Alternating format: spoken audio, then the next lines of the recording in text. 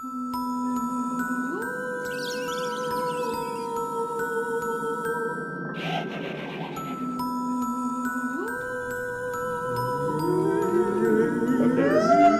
is creepy. I need to leave. You're not a ghost, Chris. All right, welcome everybody to the Right Stuf Anime Podcast. Hello. Hi. All right, so let's do some introductions. My name is Will. I'm the social media coordinator. I'm Chris. I'm a merchandising coordinator. I'm Quinn. I'm also a merchandising coordinator. And I'm Devlin, and I'm a social media coordinator. Woo, new face. New face. Welcome to your first episode of the podcast, Devlin. Thank you. How are you feeling? Nervous. He's joining a dynamic he knows nothing about. Exactly. I'm sure you'll do great, though. You'll be fine. Thank you. Well, as you could probably tell, we're in the spooky Halloween mood this week. Whatever gave that away? I don't know. Really forced sound effects at the beginning of the show? Hey, those were natural. Those were, we had some great harmony going on. That's just how it sounds here in the office. When we're walking between cubicles, like, we have to go... That's mostly because we're trying to wake ourselves back up. Especially around the holiday sale. Yeah. And the birthday sale. Oh, yeah. Oh, Anyway. Oh, yeah. And so we want to talk about some spooky, scary anime that we love. But first, we want to get some news. Chris, you're our reporter. How's it going? I am good, thank you. I grabbed a few things that are pretty big around the anime world this week. The big one, Demon Slayer Kimetsu no Yaiba Infinity Train is the #1 movie in the world. Woohoo! Wow. I mean, in a world with COVID, it's not that hard since the U.S. movie theaters aren't going nearly as strong as they normally are. But in Japan, they've handled it a little bit better, and they had $43.8 million in tickets sold in the first opening weekend. It is the biggest Japanese weekday opening ever. And yeah, like nothing else is topping it across the world or the country right now. I think the second place worldwide was a Chinese movie, from what I saw. So That is crazy. That is impressive, especially for like Japanese cinemas. Like totals like that just don't happen. yeah, I think I saw numbers where something like 3.2 million people saw it this weekend. Mm-hmm. Wow. So yeah. Nice. And meanwhile, we just gotta wait for it to get over here. But I'm excited for whenever that happens. So. Oh yeah. More awesome movie news. We actually finally have a release date for the final Evangelion movie. And it's got a full-on name now. Evangelion 3.0 plus 1.0 Thrice Upon a Time is coming out on January 23rd. So Studio Kara and Hideaki Anno's final part of the movie retelling of Evangelion will be upon us in just a few months. After, 9 years of waiting it'll be? Because the last one came out in 2012, and this one's coming out in 2021, so... Yeah, dude likes to take his time. Yeah. But that hopefully shows off in the movie. Let's also keep the fingers crossed that those rumors of a 6-hour running time turn out to be false. Yeah, I think he said we've had just like a huge extension of the third act. It's going to be like at least 40 minutes, and it's like, well, I mean, it is 3.0 plus 1.0, so that's like 2 movies right there. So. true. Brace yourselves for an intermission. And if not, do not drink any water before you go in. Get the LCL themed sports drink out in the concession stand. That's I missed the app. There used to be an app where like people would include like basically times for like, well, this is just exposition. You could go pee. Oh yeah. Yeah. Not a bad idea. That was a great resource. But then the last big news we have, Sentai Filmworks has licensed a new series, Blade of the Immortal, based on the classic Hiroaki Samura manga that's won awards both in Japan and here in the U.S. It's an Eisner winner. It premiered on Amazon Prime back in October of last year, but that is finally coming out on home video winter 2021. I'm going to presume maybe that means January, February, and not next December. I honestly do not know. Yeah, we don't know that yet. I automatically went with the next winter. As in, we have snow on the ground right now, dang it. Yeah. Oh, man. I was already getting a little too chilly for my taste. So, but yeah, so we are looking forward to that one. We'll let you know when that is ready to drop for pre-orders. So be hyped for that. So we might as well just grip right on to the spooky, scary anime / manga. Prepared for Halloween. Yeah. Oh. So I guess I'll just start things off with a Junji Ito classic that I've been wanting to read for a while, and I finally found in the freebie pile. It was Tomi. Tomi, the little collection of short stories about the titular Tomi, who is basically a parasite. So she looks like you're out like this beautiful young woman, but when you get to know her, at least if you're a straight man who gets to know her, you eventually fall under her spell, and you eventually are basically manipulated into killing her. But if you try and slice her up into pieces or whatever, she just regenerates from those pieces, like a centipede or like those tapeworms or whatever. So and then those, of course, go out and do their own thing. They get killed off, and then they multiply. So it's basically a parasite, like a tapeworm that just comes to host, that eventually ruins the host's body, and then goes on to infect other hosts. That sounds wonderful. And they have to slice them up. Like that's the thing. Not like they try and kill. They try and kill the person, and if they end up say you slice her face up, but you don't necessarily cut her, those sliced pieces will eventually start growing their own faces. So the only way to kill her is with fire. No, I was just gonna say, why didn't they just kill her with fire? For the same reason people run into open sheds when the killer sees them run in there. Yeah, I feel like I would just block her phone number and get a restraining order. Oh, dude, she is just absolutely ruthless, though. I mean, I want to know what situations oh, hey, we're dating now. You want to murder me? How fast does that happen? Is that Hey, that is a the few love weeks? species of the Is that mantis. That's 2 months of living together. That's date number 6. Yeah, Ito doesn't do a whole lot of explaining, but it seems like it's just part of her programming. Tapeworms just, they infect the host today, and once the host dies, they're like, well, whatever, I'll just go infect a new host. It's just kind of like that. It's how she reproduces, essentially. Weird. Yeah, so obviously Ito excels most in the visual department, and the series does a great job of showing that. There's some really gross stuff in there that's just really cool to watch or read, I guess. But there's also Ito usually takes very serious with this stuff, but there's some moments that are just very, very humorous. There's this one time where this guy ends up having to cut Tomi's head off in order for her to survive. And so he wraps him up in a cloth, and then she's immediately I want to go to the shopping district. And he's well, and then, the guy's under her spell, so he goes and does that. But then she's I want to go get a necklace. But Tomi, you don't have a neck. I want a necklace! I think we need you to dub the anime if it's ever made. Yeah. That would be Let us fun. know. That would be a fun time. But yeah, there's weird moments like that, and throughout the whole series, she never ran into a gay person. Because there's just because all she does is she tries to woo men into her bidding. But it's what if she was to ever run into a gay man? Would that have had any effect at all? He'd either be the hero or a BFF. One of those two. GBF. Oh my God, Tommy, do you see that guy over there? Yes, I want him. It's well, I had my eyes on him first, so rock, paper, scissors this. Oh, nice. That's funny. But yeah, that was a fun series.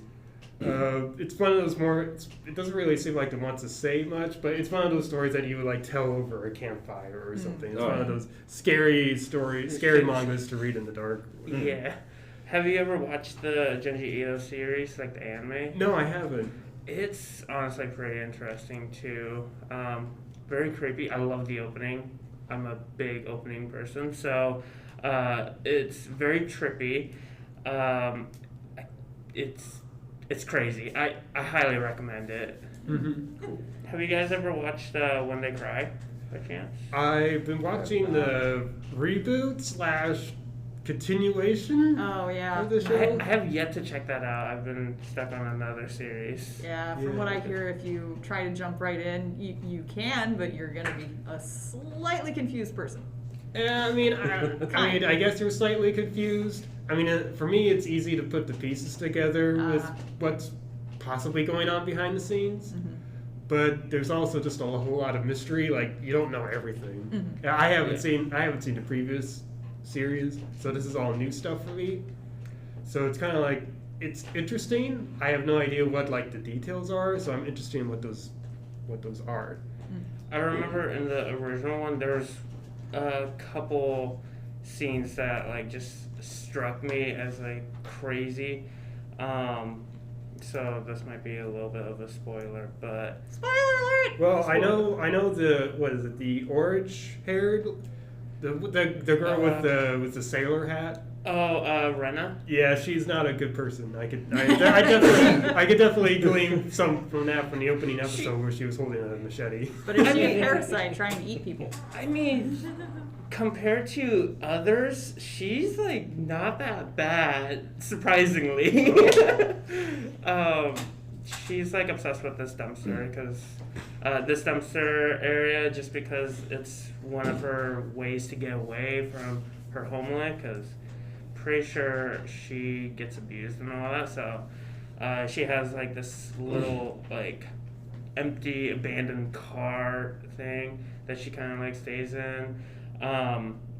But she convinces herself and tries to convince others that she's infected with the curse, and she's like, homegirl, you're just crazy. Just crazy. Okay? Just take some medication. But yeah, compared to the others, like I can't remember which one. There's twins surprisingly in the show, Mion and Shion, and that whole story in the original series is just so messed up, to say the least. Pretty much one of the twins gets jealous of the other twin because she attracted Kechi, or the main guy. Yeah. And she's just like, I can't believe like you're like trying to steal my life and all that. And she's just like, I'm not trying to steal your life. And it's just like more stuff behind it where their family's also like highly powerful, and one of the twins is outcasted and the other one's like the rightful ruler. So it's really crazy. Okay.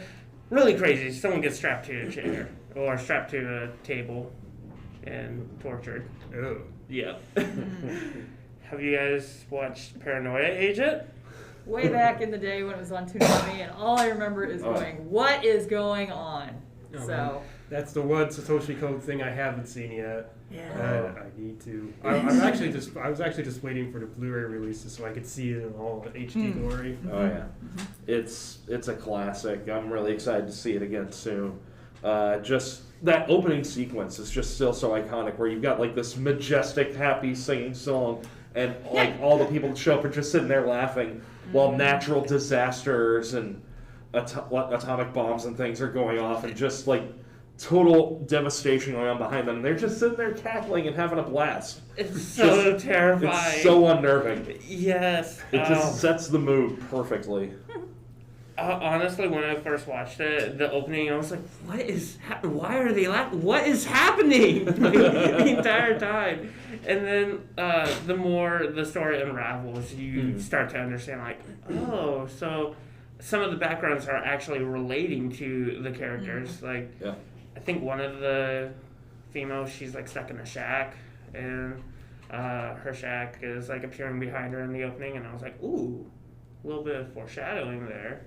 The classic Japanese opener. You know everything that you already think you know, but you don't. But then, hey, we put it in the show. Oh man. Spoiler alert on your opening within the first 5 seconds. Going off tangent here. I'm still waiting for the panda to show up in Jujutsu Kaisen. Thank you!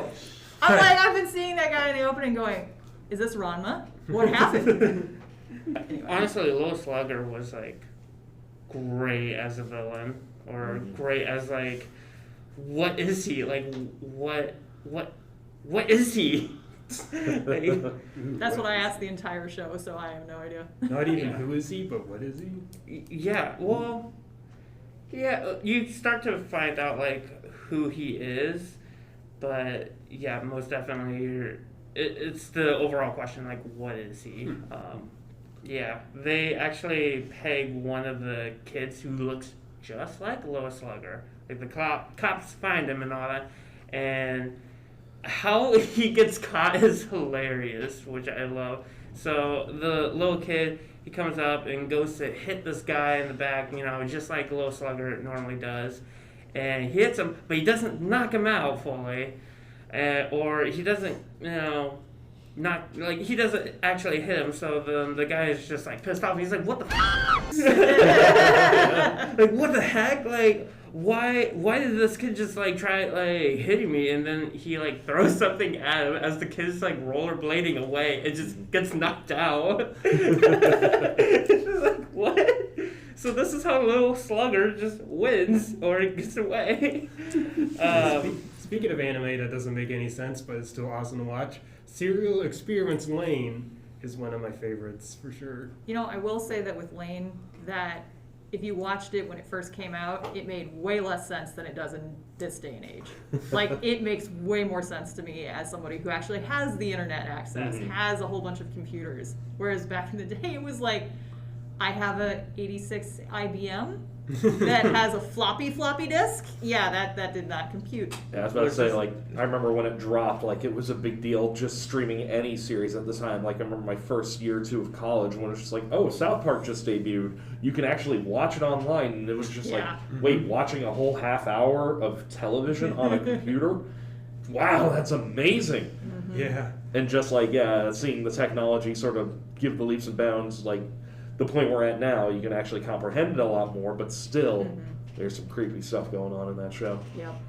It's one of the series I've been wanting to check out. It's on my list. Oh, yeah. I'm trying to find a place that streams it, but Yeah, if you like anything that's like art housey, then Lane is right up your alley. It's like it's the closest to an anime I could consider like an art house thriller for me personally, except for like Perfect Blue is also a good one. Yeah.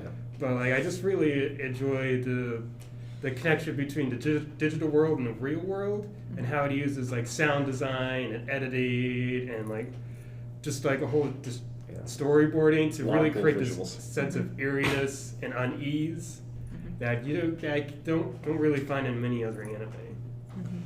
Also, gotta say, the theme is an absolute banger.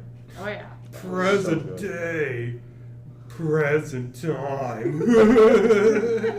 Easy there, Will. Yeah, that's one of the few groups that I remember who sang that. That was Boa.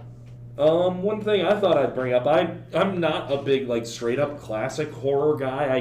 When I was, like, 9 or 10, I got exposed to the movie Pet Sematary about 5 times in one weekend, and that kind of set me off the whole genre as a kid. But, 20th Century Boys hasn't been made into an anime yet, but the manga is really cool. From Naoki Urasawa, just a master of, like, tension and terror. Like, Monster is a classic. But, revolves around a group of kids in 1969 who come up with, like, they build their own club, they design a logo and everything, and they come up with this story about how they end up fending off this plot to kill everybody on the planet. And they actually design the plot and tell it and show how they defeat it. And so they write it down in a book called The Book of Prophecy, I think it is. And then 30 years later, all of a sudden that stuff starts happening because a cult is carrying out these actions led by a mysterious figure named Friend. And that cult just happens to have the logo they designed as their symbol. And so as adults, they have to figure out what's going on, why their childhood thing is a thing that could devastate the entire world. And it just unfurls from there in really wild, interesting ways. Just really creepy, really spooky, high-tension stuff. Just coming from out of nowhere, where it's just like, these kids just goofing around. It's like the little games you play in your backyard. You obviously don't think they're going to come back. But all of a sudden, it's just like, oh yeah, that stick I was swinging around as a sword might come back and actually kill somebody, it almost feels like. So. Okay. Is that like the main bad guy? Is he on like the last volume of the? Like I think in volume 9, like of the new version, like Friend is what his name is. Oh, And okay. I think that's the mask he's wearing is that symbol. I've seen a lot of people get that while I've been picking in the warehouse. Yeah, it was a huge hit during our birthday sale. We did some bundles for it. Yeah. Still very popular. I I think may not bought all 8. volume 9 just came out recently. Volume 10's up on the site. So Very nice. Yeah, I'm kind of in the same ballpark with the fact that I'm not like the rip them up killer slasher horror thing. I have a tendency to yell at the TV and tell the characters they're stupid. I will ruin a horror movie for you if you're there for the suspense. So I like the more atmospheric stuff. And one that I've seen that I really liked is The Empire of Corpses. It's, let's see, it was based on a Philip K. Dick award-winning novel called Project Ito. And it's an alternative version of London history. And within this world, they've figured out how to raise the dead, so to speak, but they don't actually think. So all these corpses are walking around doing physical labor, and those who are still living kind of are the elite of society nowadays. And it focuses on Watson, who has been experimenting, trying to bring souls actually back to their bodies. And his friend who's doing the experiments with him ends up getting sick and dies, so his friend is kind of become the experiment. And it follows them around after certain events where he's still trying to find souls to bring back, and whether his friend is actually conscious in his body, even though he has no sign of being conscious. He just kind of acts upon the orders he's given.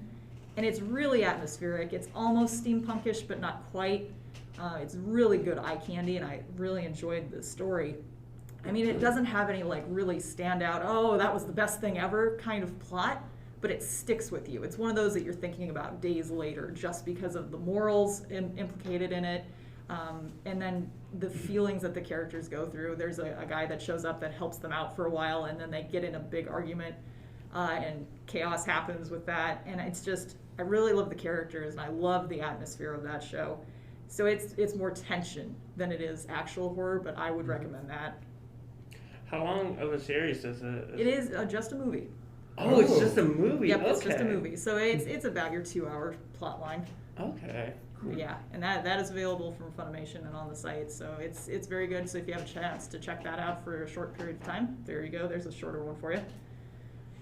Yeah, and then for something completely silly, because I said I make fun of horror stuff, the actual horror thing where people get eaten and blood and gore everywhere is Shibuya Goldfish. Because what happens with giant goldfish eating people?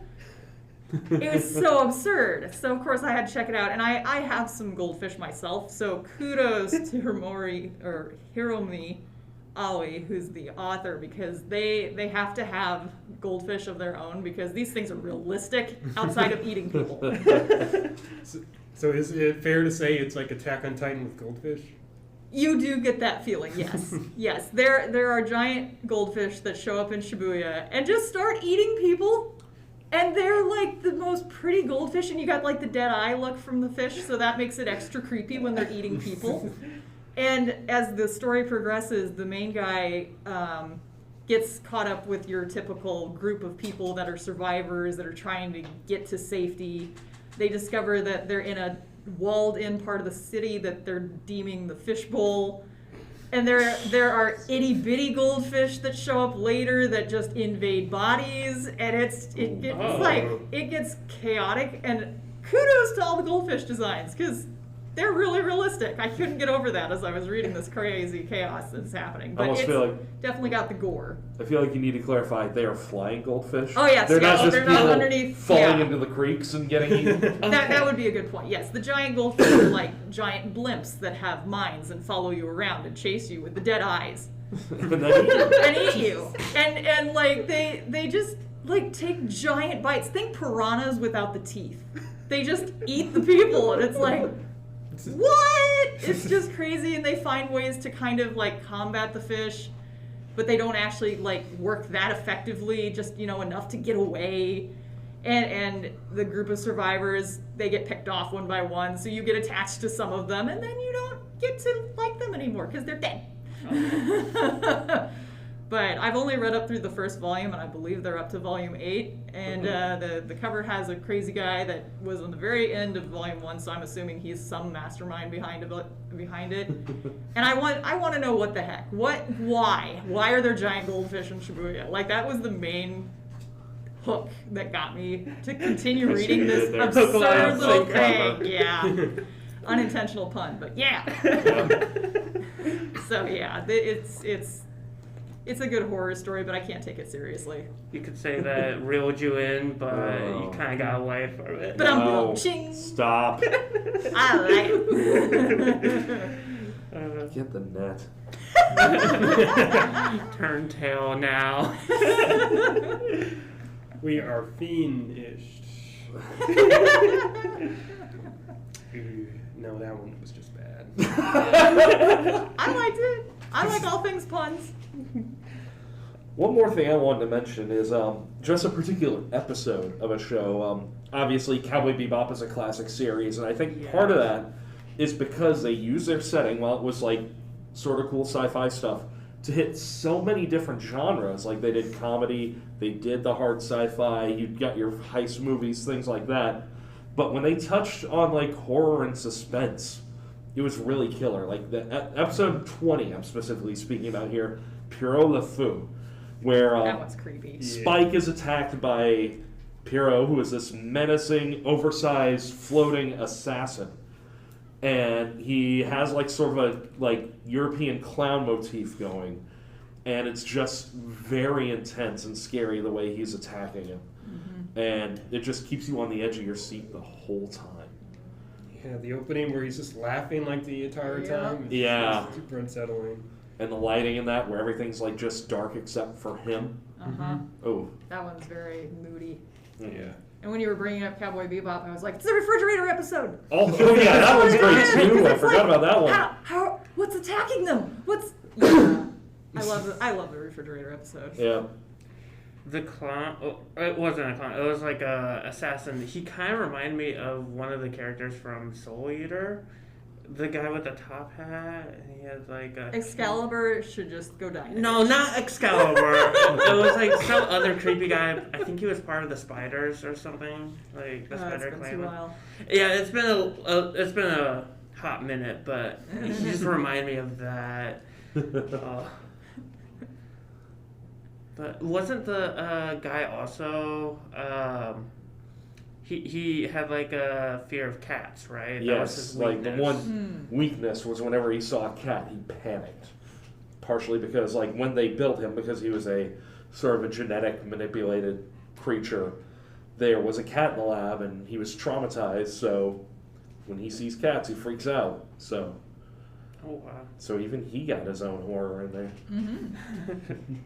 Another series that is pretty popular that can fit under the horror genre is Promised Neverland. Mm-hmm. No spoilers. I haven't seen it. I haven't read it. I'm planning on it. Just warning you. You will get yelled at. Well, it's good. It's really good. Yep. Highly recommend if you haven't checked it out already. Season 2 is coming soon. Yeah. Season 2 is coming soon, and the manga already wrapped up. Mm-hmm. Ooh, big oof. Anybody else got any suggestions? Another one that I've been watching is Shiki. It's a little bit older, but like it's really good. It's about this town. All of a sudden, there's just like a bunch of dead corpses appearing. Like people are just like dying left and right, and the doctor Ozakai is trying to figure out why they're dying. He first diagnosed them as anemic, and he's like, their condition just keeps progressing worse and worse, and then like in a couple of days they're just dead, and they're like, how is this happening? And then they have like a lifeless, aura around a lifeless mood. They're just like, I want to sleep, or I don't want to do anything, because of their illness. So he's trying to figure out. At the same time, there's another kid, Natsuna, who is trying to kind of get out of the town. In a way, he just hates it because he's from like a big town. But he's starting to realize there's something more to these deaths. And he sees it when his best friend is kind of like being taken away in a way from one of the first victims in the village. Her name is Megumi. And she's like taking them away.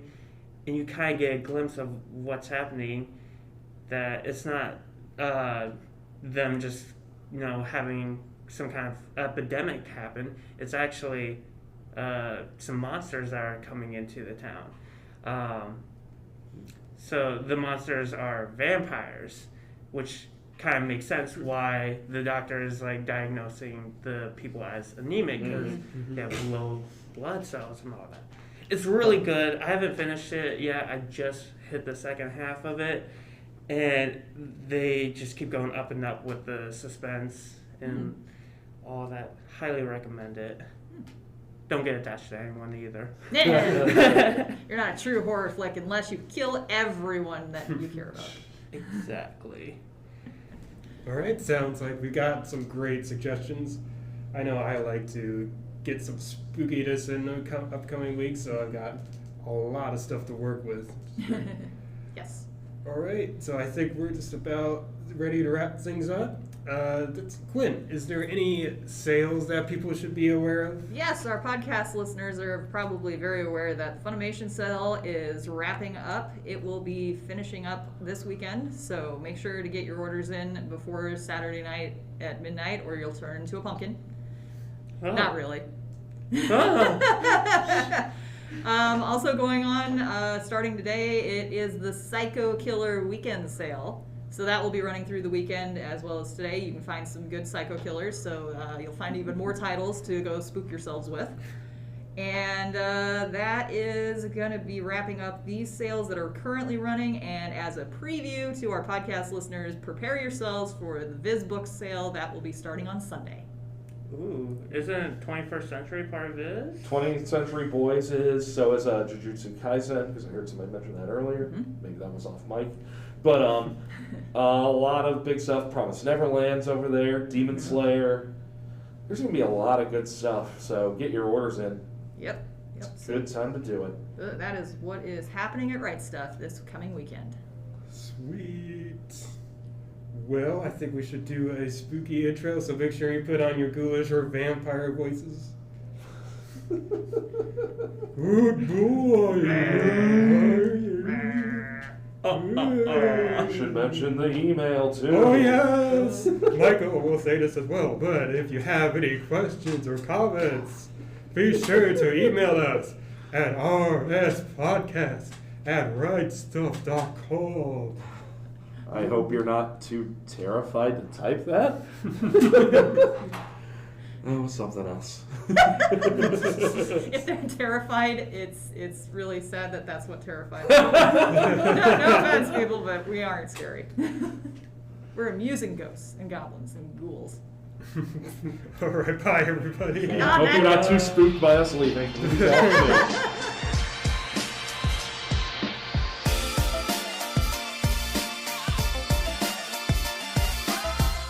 The views and opinions expressed in this podcast are those of the participants and do not necessarily reflect the official policy or position of Right Stuf Anime. We'd love to hear from you.